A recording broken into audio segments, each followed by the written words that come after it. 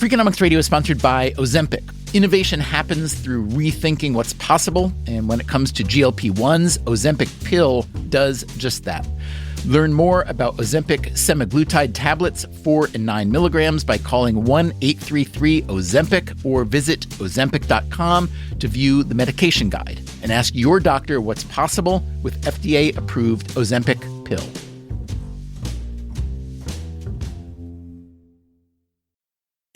Freakonomics Radio is sponsored by Hotels.com.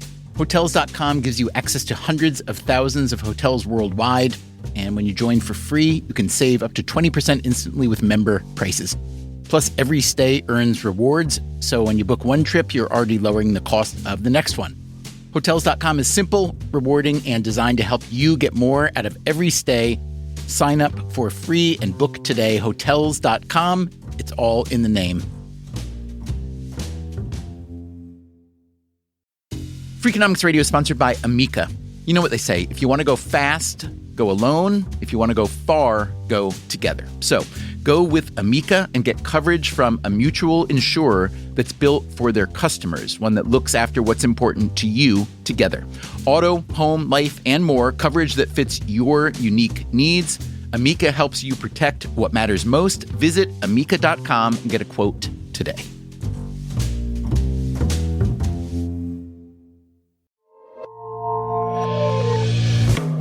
I never thought of myself as a business person or an entrepreneur. But I was a tough farm girl. Yeah, I had an enormous thirst to get my hands on it. I think the board didn't have the stomach for it. I'm a consummate insider. From day one, you are the CEO. Hey, you. Yeah, I'm talking to you. You, for the purposes of this conversation, are on the board of directors of a large publicly traded firm, and you've just learned that your CEO will be stepping down. So, do you replace them with a company insider or an outsider? In our last episode, we learned that boards are increasingly picking outsiders in the hope of shaking things up. You can't blame them. Just think of all the business school buzzwords about shifting the paradigm and thinking outside the box, pushing the envelope. But if what you really care about is the firm's success, rather than just ticking all the boxes on the buzzword menu, then you'll go with a stable and experienced insider. That's what the data show. An objective, smart, honest, intelligent insider is generally a much better pick than somebody from the outside. On today's episode, we will hear from one such insider who's been phenomenally successful. She runs a huge and hugely visible company, a company whose products you've likely encountered in the last day or two, if not the last hour or two. And yet she herself isn't hugely visible, which seems to be just how she likes it. She's not flashy, just smart, reliable, forward-looking, and just about any other positive adjective you can come up with. If CEOs got reviews, like on Amazon, this one would have 5 stars. From people who shop for CEOs for a living, like David Rubenstein of the Carlyle Group. I've known her for quite a while, and I think she's done a spectacular job. From other members of the relatively tiny group of women who've run big companies, like former tech CEO Carol Bartz. Anytime we can put up someone like her, hold her up as an example of what females can do, and she did things against the, I don't want to say advice, but against popular opinion. She's been very strong.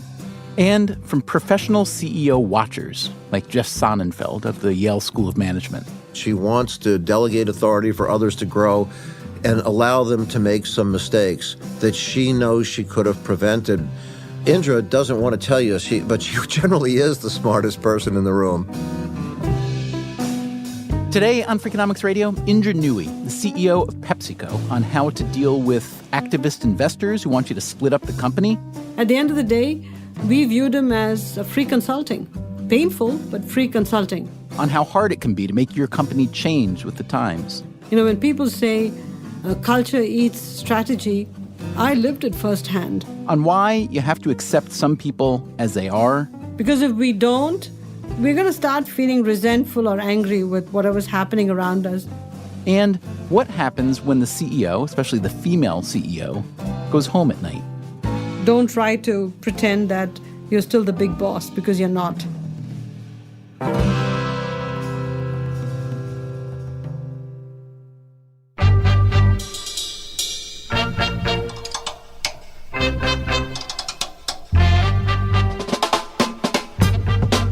WNYC Studios, this is Freakonomics Radio, the podcast that explores the hidden side of everything.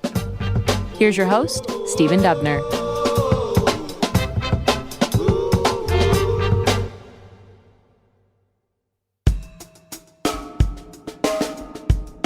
Indra Nooyi grew up in India and went to college and business school there. She played cricket and lead guitar in an all-girl rock band. In 1980, she came to the States and got a second master's degree at the Yale School of Management. She worked for several years in management consulting, then in corporate strategy, and joined PepsiCo in 1994 as chief strategist. 12 years later, she became its CEO and now oversees 260,000 global employees and a snack empire that includes Frito-Lay chips, Tropicana juices, Gatorade, Quaker Foods, and, of course, lots and lots of soda. We spoke with her not long ago on a Monday morning. Hi, Stephen. How are you? Very well, thank you. So let me ask you this. If we knew, let's say, 12-year-old Indra Nooyi in Madras, India, attending an all-girls Catholic convent school, how surprised would we be to know that today she's CEO of PepsiCo in Purchase, New York? Probably incredulous because what you would have assumed is that she was going to be a firebrand. She was going to do something that was non-conventional, but she was going to do it in India, probably happily married with lots of little kids, taking care of all of the older people in the home, and just this little conservative girl around, but somebody who was going to be a firebrand and make trouble. The CEO of PepsiCo in the United States of such a global company? Absolutely not. Was there a turning point? I think it's been a set of gradual moves. Even the day before they told me that I was going to be CEO, I didn't think that I was going to be CEO. So there wasn't a plan to become CEO. The plan was to just keep doing a very, very good job and making sure the company was in a good place. I think one thing just led to another. You once said, when we become CEOs, they give us CEO pills, and that allows us to remain strong in the face of all this criticism. So what's the toughest thing either that you've gone through as CEO or on a kind of routine basis about being CEO of a company like PepsiCo? The biggest surprise in becoming CEO was that when you ascend to the number one job, you are it, as they say. When you're president of the company or CFO, you still have a very important job, but there's always a CEO out there who was on the front line, who was being focused on. And when you become CEO overnight, you are the person calling all the shots. You're responsible for making sure you get all the information from the company, crystallize it down to, simple ideas, and then tell the organization what to do. And so it's a very daunting job to be a CEO. So day one, you have to be ready to take on the mantle of being CEO. Nooyi was installed as president and CEO of PepsiCo in October of 2006 and became chairman in May of 2007. The timing turned out to be not so wonderful. People talk about a honeymoon period, but there really isn't a honeymoon period because from day one, you are the CEO. And when I took on the CEO job, the world was a different place because a few months after I became CEO, there was a financial collapse. The retail environment changed. The U.S. market slowed down. So one had to learn in a hurry how to run this company through extreme periods of adversity. And there's no book you can read. You have to develop the book as you go along. And that's what was really, really, really tough. After you became CEO, you spent a lot of time and money essentially reformulating PepsiCo as a food and beverage company much more in line with modern ideas about nutrition. I'd like to speak about the upfront costs of that reformulation, including a dip in market share and some very unhappy shareholders. I think as we looked at consumer trends and we looked at where we thought the markets were growing, we knew we had to retool our portfolio. That was just not even a question. We knew that if we didn't do it, our future was in jeopardy. Did you feel at any point that PepsiCo might come to be seen as tobacco companies came to be seen, kind of peddling an indefensibly unhealthy product? It was never that drastic. It was more, consumer tastes change all the time. They change in food and beverage faster than they change anywhere else. And this was a sea change that was happening because, the whole society and their habits and their lifestyles were changing. So my point is, this is a great opportunity. It's a great opportunity for us to change our portfolio, go where the consumer is going, and gain market share. But I was not, stupid enough to say this can be done overnight. I mean, I knew this journey was going to be long, arduous, and was going to be filled with pitfalls because it's not just the desire to change the portfolio, we had to line up the entire company's innovation, marketing, execution, and budgets to go where this marketplace was going. And then we had to change the culture of this company. When people say culture eats strategy, I lived it firsthand because, I saw how many people sort of said, why should we change our company that's been so successful for a future we don't quite understand? And so one had to paint the future in a very personal way. I mean, I had to use our own employees to say, look, your own eating and drinking habits are changing. If your eating and drinking habits are changing as evidenced by A, B, C, and D, which I was observing at work, why do you believe the rest of the consumers out there, their habits are not changing? So once you start to change the culture of the company, everything else happens fast. So I think this core culture change is what took so long. And through that process, obviously people were impatient because the way our whole investing works, it's, you need to make the strategic changes. Yes, we know that the marketplace is changing and you have to change, but you've got to do everything while delivering phenomenal returns in the short term. That's a tough one because change takes a little longer than investors expect. You, like most big public companies, have dealt with activist shareholders. You seem to have taken mostly a firm line with them, including Nelson Peltz, who wanted you to spin off Frito-Lay. He eventually exited his position in PepsiCo with a pretty nice profit. I'm curious what you did to celebrate when Nelson Peltz exited that position. Believe me, and this might sound incredulous, but we didn't celebrate when he came in. We didn't celebrate when he left. Because at the end of the day, we're all activists inside the company. I own almost 50 times my salary in PepsiCo stock. My entire net worth is tied up in PepsiCo. And if somebody as an activist came into the company and suggested we do things differently, we study every idea very, very carefully. Because if they have an idea for us to run the company better than we are, we will incorporate it.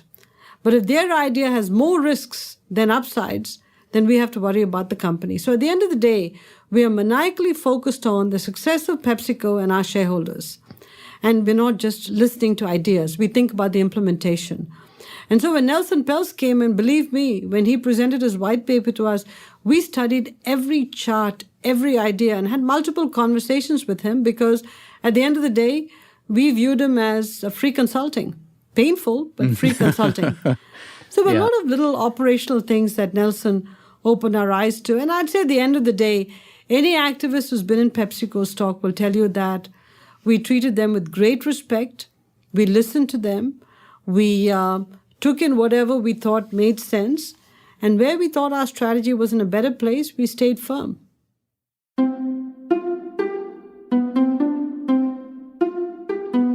Until the early 1990s, PepsiCo was mostly about selling soda and salty snacks. Then it began to diversify. Under Nooyi, the company now groups its products into 3 categories: fun for you, better for you, and good for you. Good for you products include fruits, vegetables, whole grains, nuts, and so on, with an emphasis on less sugar and fat. This category includes brands like Tropicana, Quaker, and Aquafina, which is water. Better for you includes lower-calorie sodas and baked potato chips. And fun for you, well, those are the brands you're probably most familiar with: Pepsi, Mountain Dew, Lay's, and Cheetos. I understand that men and women eat chips very differently. Can you tell us the differences? I think, when you eat out of a flex bag, one of our single-serve bags, especially as you watch a lot of the young guys eat the chips, they love their Doritos and, they lick their fingers with great glee. And when they reach the bottom of the bag, they pour the little broken pieces into their mouth. Because they don't want to lose that taste of the flavor and the broken chips in the bottom. Women, I think, would love to do the same, but they don't. They don't like to crunch too loudly in public. And, they don't lick their fingers generously. And they don't like to pour the little broken pieces and the flavor into their mouth. So is there like a male and female version of chips that you're playing with or no? It's not a male and female as much as are there snacks for women that can be designed and packaged differently. And yes, we are looking at it, and we're getting ready to launch a bunch of them soon. For women, low crunch, the full taste profile, not have so much of the flavor stick on the fingers. And how can you put it in your purse? Because women love to carry a snack in their purse. The whole design capability we built in PepsiCo was to allow design to work with innovation, not just on packaging colors, but to go through the entire cycle and say all the way to the product in the pantry or how it's being carried around or how they eat it in the car or drink it in the car, what should be the design of the product, the package, the experience, so that we can influence the entire chain. You are known for being really involved down to the micro level on how the product is in stores and so on. So I want to be clear on one thing. Our business leaders all run their own businesses. I don't run their businesses. But what I do is I'm constantly out there in the marketplace looking to see how our products look on the shelf. And then I come back and I talk to my people about what I saw was good and what wasn't really good. To push them to higher levels of performance, especially versus competition, we have to look at the product all the way to the retail shelf, maybe sometimes to the consumer's pantry at home. And that's what caused us to even do home visits at times, to really figure out how the consumer stocked the product. Is our package size right? Is it suitable to the refrigerator sizes that people have in their homes in various countries?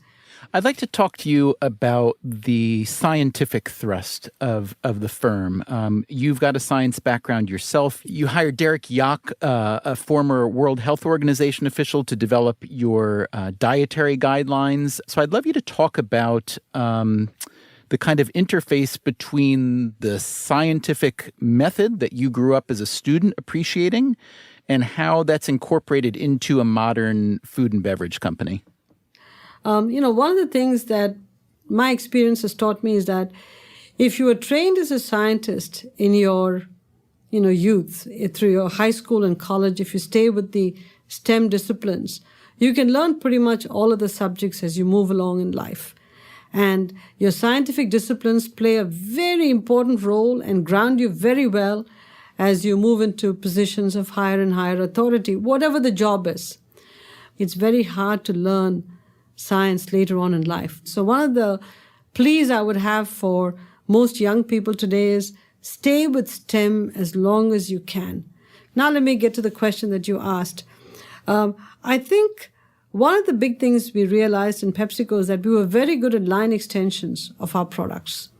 We had more development in PepsiCo than we had research. So we could do flavor extensions of our products. Occasionally we could buy and build on a new product. But we were not very good at meaningful innovation or meaningful package transformation or meaningful ingredient development that could in fact apply to multiple products. We knew we needed to build a very strong R&D capability because the name of the game going forward was incremental innovation. Incremental in terms of top-line growth and incremental in terms of pricing and profitability. And the only way to do that was to have a strong R&D department inside the company. We had very good people, but they were more development focused than they were R&D focused. On top of that, as we were shifting the portfolio to more good-for-you products, we realized that we needed products which had functionality claims. Whatever claims we made had to be rooted in science. They couldn't be flaky claims, because when it comes to nutritious products in particular, people are very sensitive as to exactly what you say on the package, because the ingredient list has to reflect, exactly what you're suggesting in the front of the product. I'll give you an example. When we bought Sobe, one of the Sobe products was called liquid liposuction. And that was Sobe Lean, liquid liposuction. When Sobe was an edgy small business, they could use these interesting words to describe their product. The minute PepsiCo bought it, liquid liposuction had to come off the bottle. And we had to explain what we meant by Sobe Lean in the back of the product. Because as a big company, people hold us to a higher standard than they do, small startups. So we needed a very, very good team that could be very serious about whatever we put on the package, on the label, on food safety, food security, food traceability. Okay, on that note, your chief research scientist is an endocrinologist with an expertise in diabetes, yes? I interviewed a lot of candidates, but I have to tell you, Mahmood Khan absolutely impressed me, because here was somebody who came from a pharmaceutical background, a medical doctor, but was very interested in the whole food and beverage space and had a attitude, approach, and demeanor that I thought would fit very well within PepsiCo. So he didn't wear his medical credentials on his sleeve and sort of lecture to us as what we should and shouldn't be doing. He wasn't talking down to us, and he was so well networked and connected in the scientific world that I felt he could come into PepsiCo, build bridges within people in PepsiCo, further our scientific agenda, and bring the right talent into the company. And all that I had to do is a couple of things. One, tell the organization that Mahmood was here to stay. I didn't want people rejecting him. Two, I had to give him all the resources he needed to get going. And three, I had to understand what he was doing so that if people were to come in and say, why are we investing in this omics lab, or why are we investing in a high throughput assay machine, I could actually explain to people in sort of chicky-ducky terms as to why we were doing what we were doing, so that they understood that this was not just Indra, the CEO, supporting an R&D head. It was the CEO basically saying, these are the bets we're going to take as a company because it's going to get us to a better place. And this is where the scientific background helped, because I could understand what Mahmood was saying, and I could also challenge the R&D department to do things that they enjoyed doing. I mean, very often I'd write them a note saying, look, I have 6 challenges I'd like to give you. And this is why I'm putting these challenges out to you. And they loved it. Somebody else might say, God, she's wasting our time. But to the R&D people, wow, this is great that the CEO is interested. She wants to use us to move the company to a better place. Give me a for instance of one of the kind of challenges you would have put to R&D. One of the things I told them was that I wanted to take the waste from orange peels. When you squeeze an orange, you have all of the peels and the flesh from the orange after you take out the juice that's converted to animal feed. I wanted to extract the fiber and figure out a way to put it back into the orange juice, because orange juice doesn't have fiber, yet that orange pulp has so much of the fiber. How do you extract the fiber from that and put it into the juice? They've now accomplished that. And the list goes on and on. I guess I have 2 things I'd love to know about the future of PepsiCo, one kind of specific and then one broader. The specific one is about working with non-traditional proteins, whether from insects or plants or fungi or whatnot. And then maybe related to that, I'm really curious to hear your thoughts on personalized nutrition and where you see PepsiCo playing a role in that eventually. Many of these areas are new, emerging areas, Stephen. In some areas, they've progressed quite far. In other areas, on a mainstream basis, they're still new and emerging. Remember, there's a lot of startup companies in Silicon Valley that are playing around with personalized nutrition, playing with new sources of protein. They haven't yet come to the big companies and into the mainstream. We have bets that we are making with lots of little companies to think about personalized nutrition for athletes through Gatorade. We are working through other VCs to see how we can place bets on a group of companies working on non-traditional protein sources. The thing we have to be careful about is not trying to accelerate into the big leagues, something that's still on the edge and something that people are still getting comfortable with. So we are very judicious in making sure that, when it comes to PepsiCo, it's ready to be scaled up. I mean, an example is Kevita. When we first invested in Kevita and kombucha, it was still an emerging trend. But the way we structured the deal with Kevita, when we felt this was becoming a mainstream trend, we could buy it and scale it within the PepsiCo system. If you look at the history of American industries, American companies over the course of, let's say, 50 or 100 years, most of the big firms disappear, right? Because times change and it's really hard to change a company to keep up. So keeping that in mind, if indeed the global appetite for the kinds of food and beverages that you make were to decline substantially, could you imagine PepsiCo repositioning itself as a very, very, very different kind of company, maybe a personalized nutrition company per se? Yes and no. I think we have to understand very clearly the core competences of our company. And clearly, we will do what it takes to keep our company successful. I mean, there's no pride of authorship here. All that we want to do is to make sure that this entity called PepsiCo, in whatever shape or form, on our own, in combination with others, remains a vibrant company that is, growing, that's creating shareholder value for the short and the long term. That's what we're singularly focused on.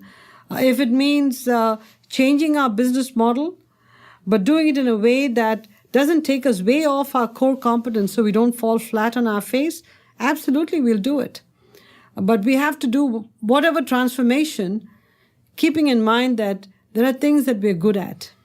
There are things we're not good at. If a startup company is better at doing personalized nutrition, the question is, how do we partner with them to best deliver personalized nutrition?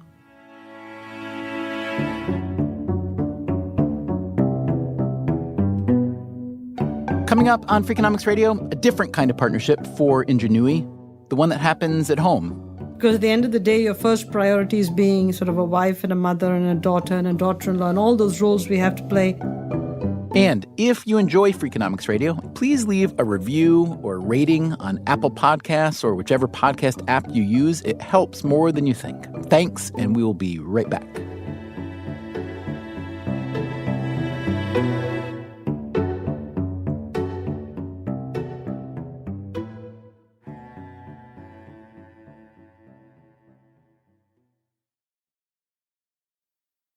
Freakonomics Radio is sponsored by Ozempic. Innovation happens through rethinking what's possible, and when it comes to GLP-1s, Ozempic pill does just that. Learn more about Ozempic semaglutide tablets, 4 and 9 milligrams, by calling 1-833-OZEMPIC or visit Ozempic.com to view the medication guide and ask your doctor what's possible with FDA-approved Ozempic pill.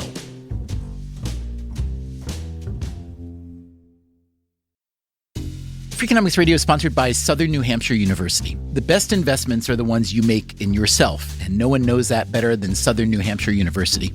With more than 200 online degree programs, no set class times, and low online tuition, Southern New Hampshire University is built to fit your life today and set you up for success tomorrow. Education is an investment. Why not make it a smart one? Apply for free at snhu.edu/Freakonomics. Freakonomics Radio is sponsored by Southern Company. The world and its energy needs are always changing. Southern Company's commitment to meeting this demand stays the same.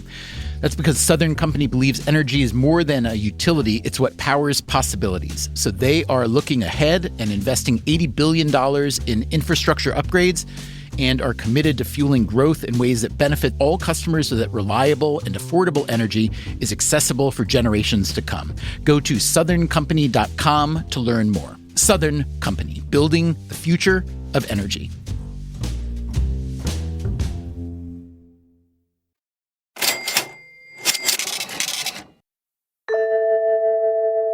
Pepsi Cola was invented by a North Carolina pharmacist in the late 19th century.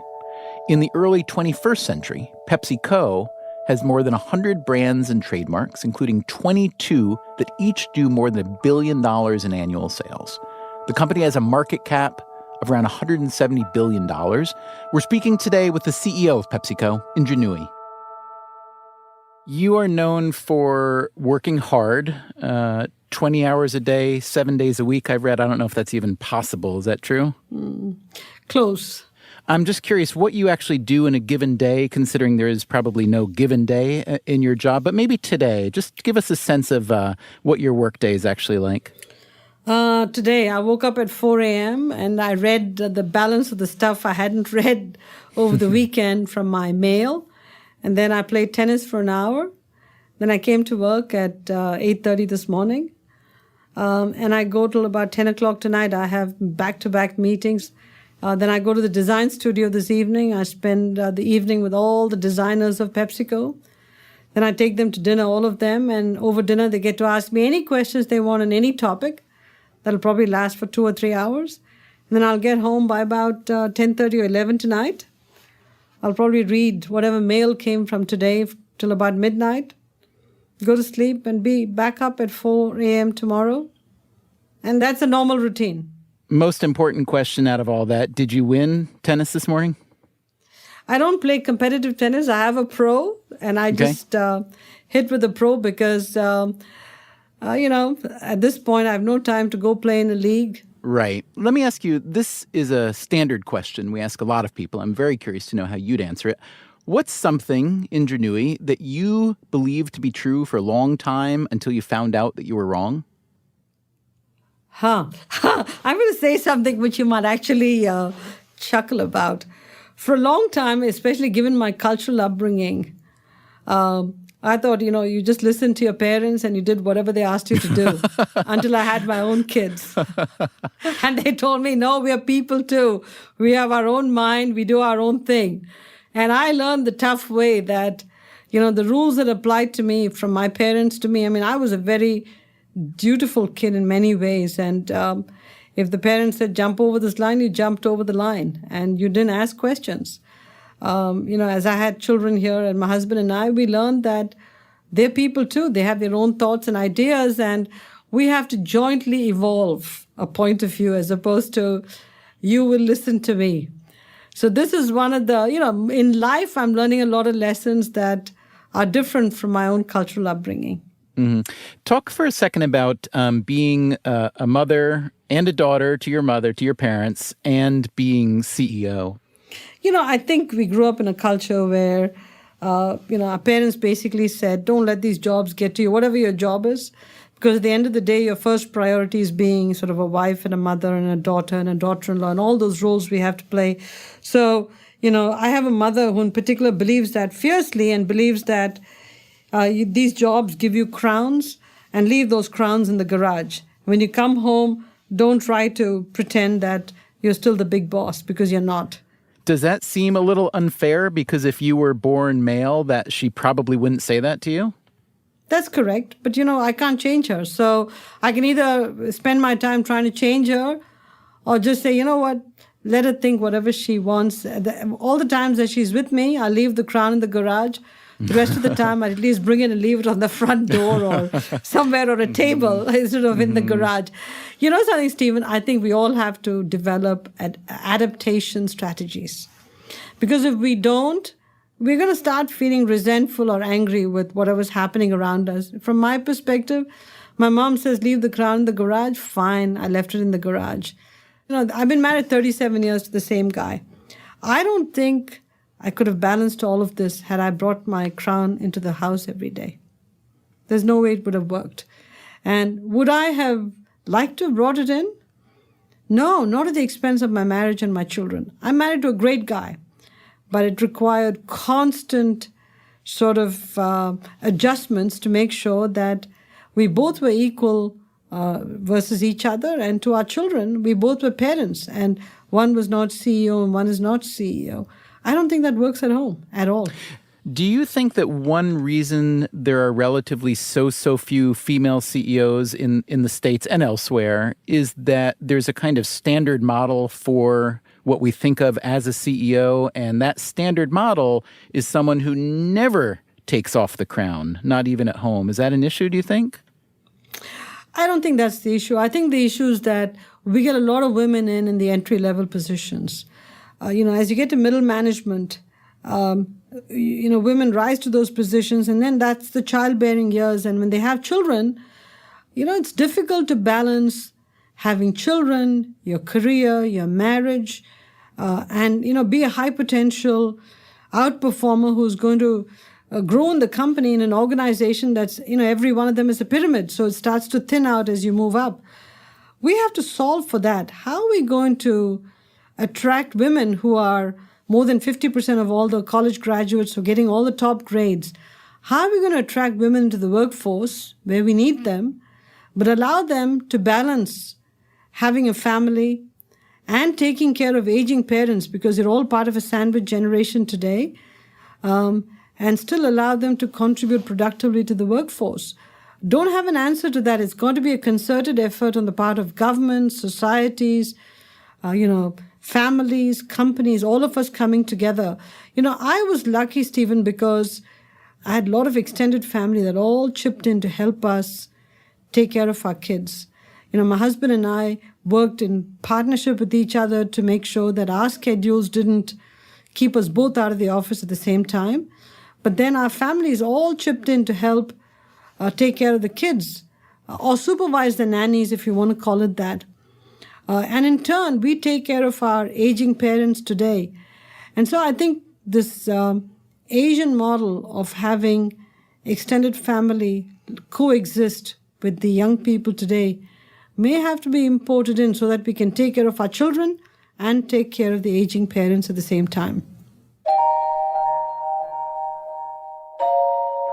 A few years ago, Nooyi was interviewed by David Bradley, chairman of The Atlantic, at the Aspen Ideas Festival. She was asked whether women can indeed have it all, a career, family, etc. And I'll tell you a story that happened when my daughter went to Catholic school, Convent of Sacred Heart. And every Wednesday morning, they have class coffee with mothers. Class coffee with mothers for a working woman. How is it going to work? How am I going to take off 9 o'clock on Wednesday mornings to go for a class coffee? So I missed most class coffees. My daughter would come home and she'd list off all the mothers that were there, and you were not their mom. First few times, I would die with guilt. But I developed coping mechanisms. I called the school and I said, give me a list of mothers who were not there. So when she came home in the evening, she'd say, you were not there, you were not there. I said, Mrs. Rag wasn't there, Mrs. So-and-so wasn't there. So I'm not the only bad mother. You have to cope because you die with guilt. You just die with guilt. My observation, David, is that the biological clock and the career clock are in total conflict with each other. Total, complete conflict. PepsiCo is the biggest company by market cap with a female CEO. So what kind of responsibility, if any, does that come with that isn't present for a male CEO? I don't know about the market cap and the size of the company, but I will tell you that where we have female CEOs today, women are searching for role models. They want to talk to people who've made it to the CEO suite or to the C-suite, I'd say more generally, to learn from them as to how they've, operated in a more male setting. How do they trade off having families and, their job, and trying to learn some lessons so that they can apply it in their own life. So there's that challenge of being a role model to women at large. Then, of course, a lot of diverse people turn to me to say, tell me as a immigrant woman, how did you move forward in, an American business context?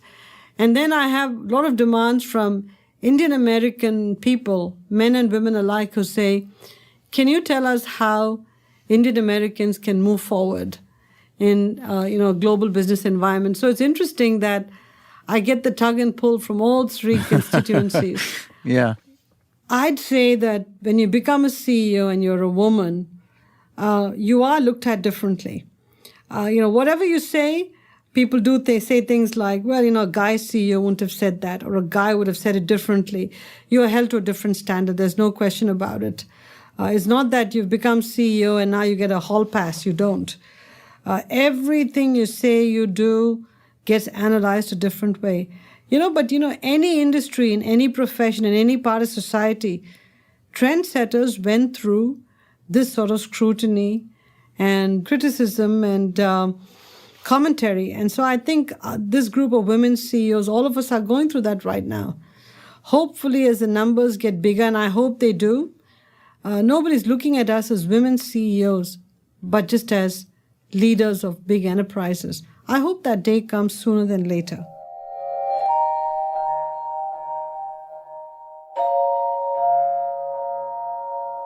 It's a cliche, but is it lonely at the top? I mean, when you're president, as you were previously, if you're a vice president, if you're, in any other executive capacity, you know that you defer ultimately to the judgment of the CEO, and they'll take the heat and the glory, of course.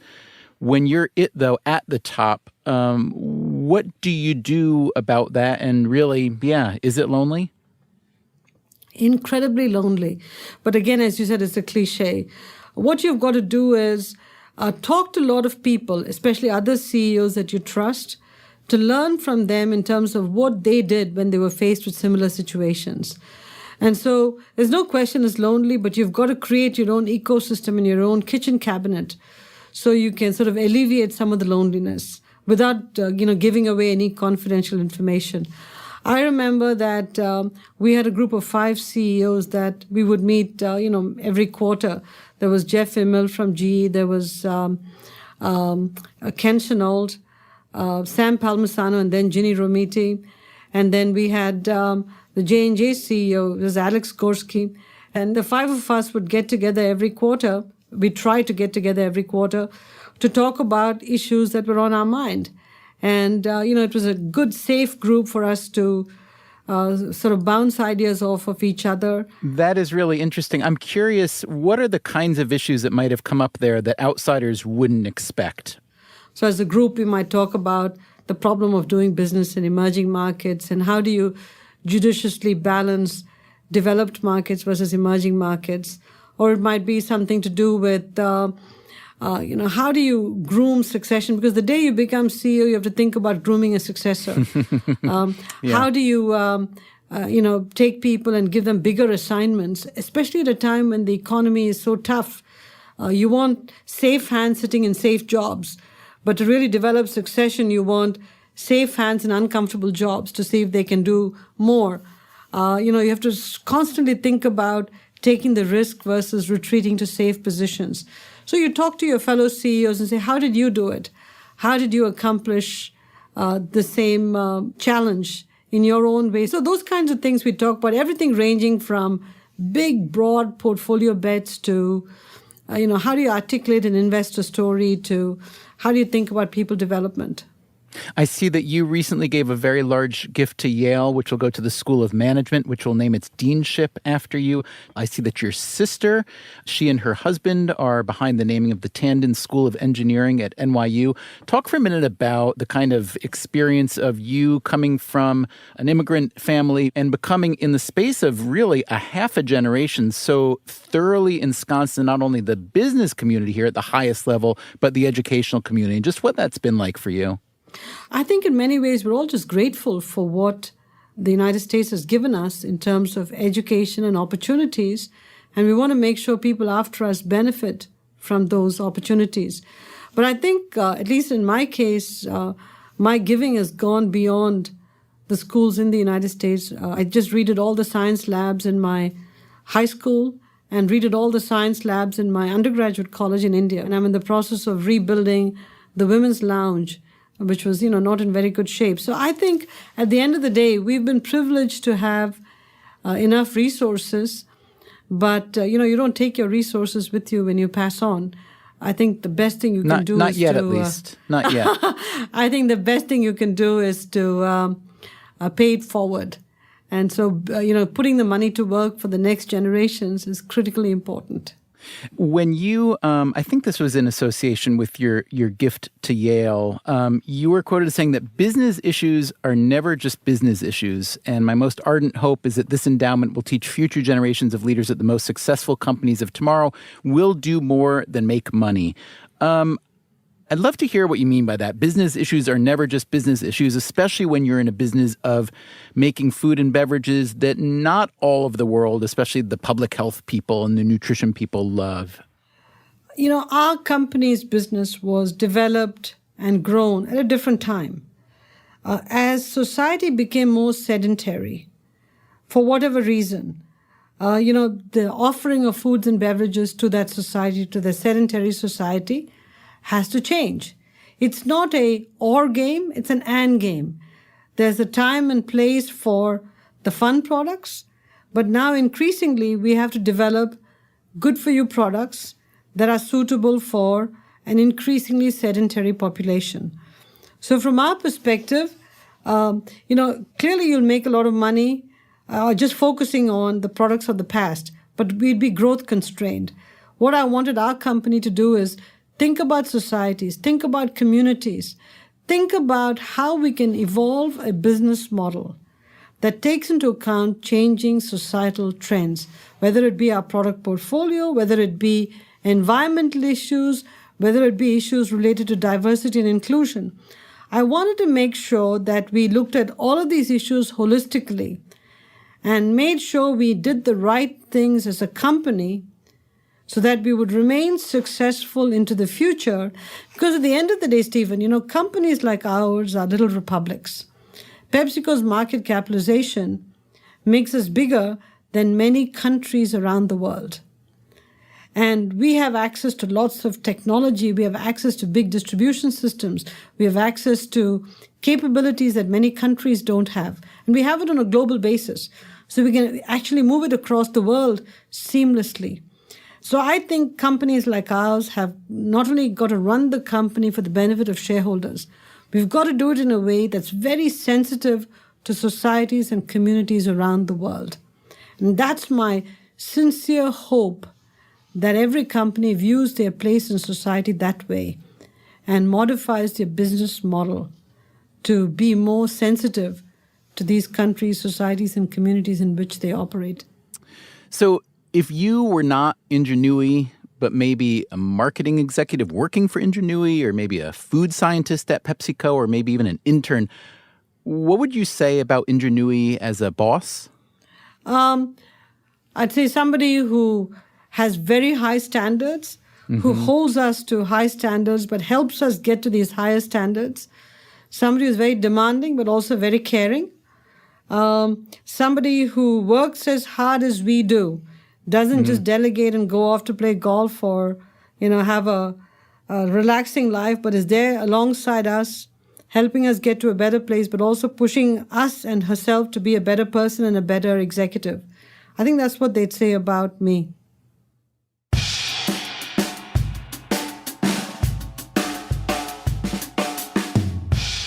Maybe it's just her personality, or maybe it's the calm that comes from having weathered many crises. Whatever the case, Indra Nooyi doesn't sound as if she's ever been stressed out or terrified that her job was in jeopardy or that her company was going to implode. But stress and jeopardy and potential implosion, that's why CEOs are paid the big dollars. So, coming up next time on Freakonomics Radio, The Secret Life of CEOs continues with all the trouble a CEO gets to deal with, from consumer rebellions. There were maybe 15 or 20,000 people who were very upset. To changes in consumer preferences. We tried too hard to keep our old model alive. And huge changes in technology. And then iTunes came along and the internet came along. Don't forget macroeconomic problems. The Japanese were coming. They were eating our lunch. And good old-fashioned fraud. And the guy called me and said, Jack, we've got $400 million missing. Also, the joy of personnel issues. How do you fire the one person who's actually going to get you over the finish line? As Indra Nooyi told us today, when you are CEO, you are it. Next time, what being it really feels like. Taking those decisions that impact people's lives and livelihood is not easy. It weighs very heavily on me personally. That's next time on Freakonomics Radio. Also, would you like to appear in a future episode? We are working on a story about what's called moral licensing. It's the idea that if you do one good deed, you might somehow feel entitled to follow it up with something much less good. Like you visit your sick grandmother. I am such a good person, you tell yourself, and then you go home and cheat on your taxes. So we want your stories of moral licensing.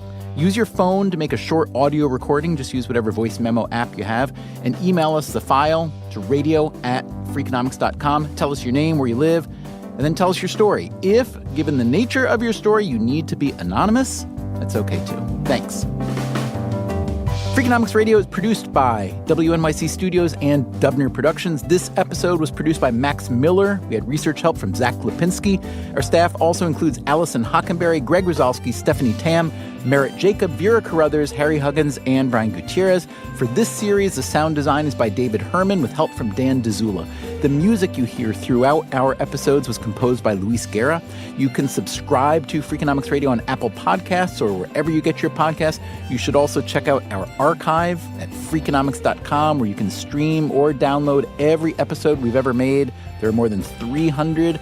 You can also find the transcripts and links to the underlying research. We can be found on Twitter, Facebook, or via email at radio@freakonomics.com. Thanks for listening.